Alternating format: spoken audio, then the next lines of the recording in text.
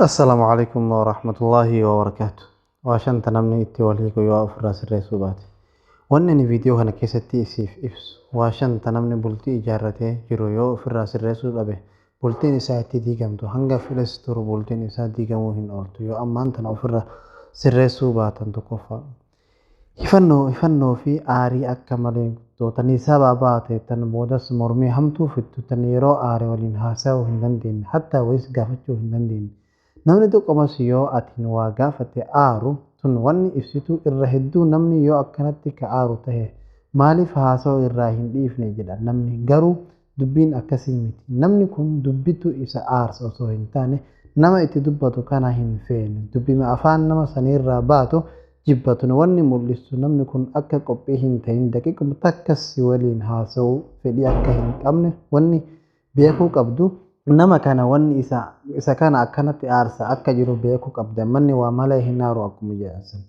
namni kun yeroo inni si jaalachuu turetti qajeelatti mirqaanaa si wajjin haasa'uu ture waa takka si dhoksuu hin turre garuu har'a hanga fuula keetii yoo argu aarutti wanni geesse maali wamattu jira wanni jira maali duuba aariin hisaabaa baate namni har'a guutuu wal mormaa yoo oole wama xiqqollee yoo dubbatan waluma morma tun dhumarra wanni isiin fiddu ani jireenya akkanaa hin danda'u na eeggeessisiin waan yeroo hedduu mul'atu duuba aariin akka malee qalbii nama gorsiti bultii teetillee akka adda facaatu sababa taati yoo ilmaan isin jidduu jiraatellee yoo qabeenya hedduu qabaatanillee bultiin teessan numa diigamti. Lammaffaa walqunnamtii irratti bakka sanatti dadhabinni yoo jiraate tuni wanni isiin fiddu ambulaansiin jireenyaa akka isiin nama tokko fuutee awwaaltee deebitu goote rakkoon asirraa kaatu bakki isiin geettu jireenya sanis balleessuu geetti tuni wanni isiin fiddu bakka tanatti jaalalloo lamaan yoo walii galuu dadhaban isinummaan lamaanuu yeroo tokko hanga uma itti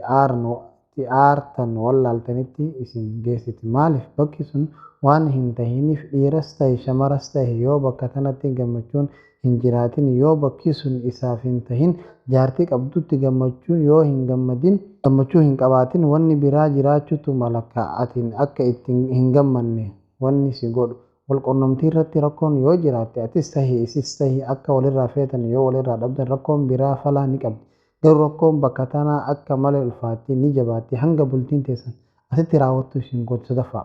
Rakkoon sadaffaan yeroo bultiin tee dhukkubsattu ofitti amanummaa dhaban irra hedduun dhiiraa yeroo ala jiran akka malee waliin haasayan yeroo bultii ijaaranii manatti galan ofitti amanummaa dhabattu dhufa yoo ofitti amanummaan hin jiraatin yerooma waliin haasoftan asumatti osoo walirraa dhaabbattanii bultiif qophii miti osomaa ala jirtanii garuu yoo osomaa ofitti amanummaa hin qabaatin yoo bultii waliin ijaarate rakkoon tunis ni guddatti amma sababa taate hanga bultiin sun diigamtu geessiti bultii amma ijaartu osoo hin ijaarin beekan akka isin galma geessu eegasuufuu yoo bultiin sun ofitti amanummaa dhabaaf diigamte eenyutu siif bilbile eessa dhayxe maaliif turte. Tuni wanni fiddu hanga namni sun si jibbee suutan qalbii isaa keessaa si haqutti si geessiti yoo yaaddellee jaalasiif qabu siif mul'isuuf malee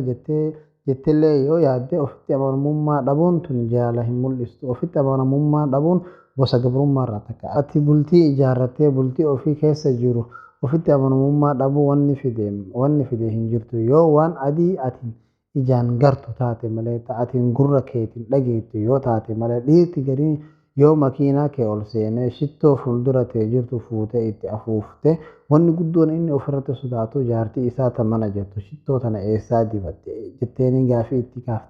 Atiin kun ilma namaati nama waliin jiraatan nama akkasii sana yeroo duraatu maaliif bultii waliin ijaarratta maaliif ofirraa hin ilaaltu wanni tun taphaa miti jireenya keetti gammachuu teeti akka biraa yoo intalli manaa maqanii mana ol seenee maaltu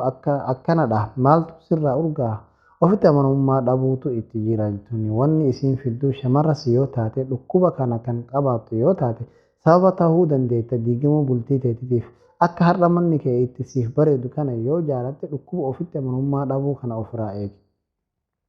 Afraffaan yeroo waliin waa nyaachuu keessan xiqqaatu tun wanni isin mul'istu akka namni lamaan adda fagaataa deemu mul'isti. Ani hin baanu yeroo namni hojiif maqanii yeroo karaa deeme tana hin baanu. Garuu isuma mana jiru nyaata waliin nyaachuu hin danda'an tuni wanni fiddu akka inni yeroo mana jiru nyaatatti hin hajamne gooti. Akka aadaatti namni beekullee kabajaa bultii akka itti beekan yeroo mana jiru akka waliin nyaatan yaadadhu. Gaafa wal fuutan nyaata waliin nyaachuu turtan afaan waliif kaa'uu turtan waliin taa'uu turtan tun wanni mul'isu jaalalli waliif qabdan hir'achuu agarsiisa yookaan nama kanattu kabaja bultii teessanii dhabuu irraa kan ka'e waan walitti isin dhiyeessarraa of qusatu. Kanaaf yoo barbaadde akka bultiin teessan addaan hin fagaanne yoo barbaadde keessaa tokko nyaata waliin nyaachuudha. Tun garuu si biratti xiqqoodha garuu wanni isiin fiddu akka isin addaan fagaattanii jaalateessan asitti dhumatti gootu. Shanaffaan yoo intalli hojii namichi hojjetu irratti dubbii itti gootu akkamitti dubbii gooti ni dhagaha. Shamarran gariin jaarsi yeroo naaf hin kennu jettu. Shamarri sammuu qabdu bareedduun kabajaa qabdu tan namooma beektu tan keessaa fi alli isiillee bareeddu wanni isin gootu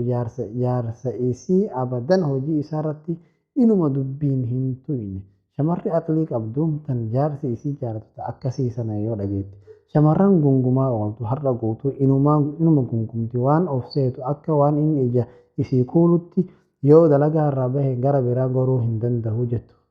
Akka inni jireenya isaaf tattaafatu hin feetu inni intala tana ni qaba'ee dhugaadha. Isa wanni itti dirqama yoo mana hin dhufin wanni feete yoo buutellee yoo dhufu dhabe akka rabshaan itti buutu beeka. Haala kanaan galma gahuun ni ulfaatti. Namni kun yaadni isaa guddaadha ifaajee galma gahuu fedha lakki kootu anuma bira taa'i jechuun ni ulfaata. Sammuun yaaddu sa'aa takkitti jaarsi isii bira taa'uttu gahaadhaaf ni beekti waan inni itti maqanii san. Akka inni guddatee bakka guddaa gahuu feeti irra haasa'uutti hin jiru kan akkanumaan gidaara dhaabbachaa oolu sanirra haasa'uutti hin jiru kan irra haasa'u dhiira yeroo isiin karoora baafattee akkatti jireenya isii itti jijjiiruu qabdu yeroo inni yaadu dubbii itti fiddi yoo akkas goote manni kee diigamuutti jira dubbii tana narraa kate manni sun diigamuutti jira yoo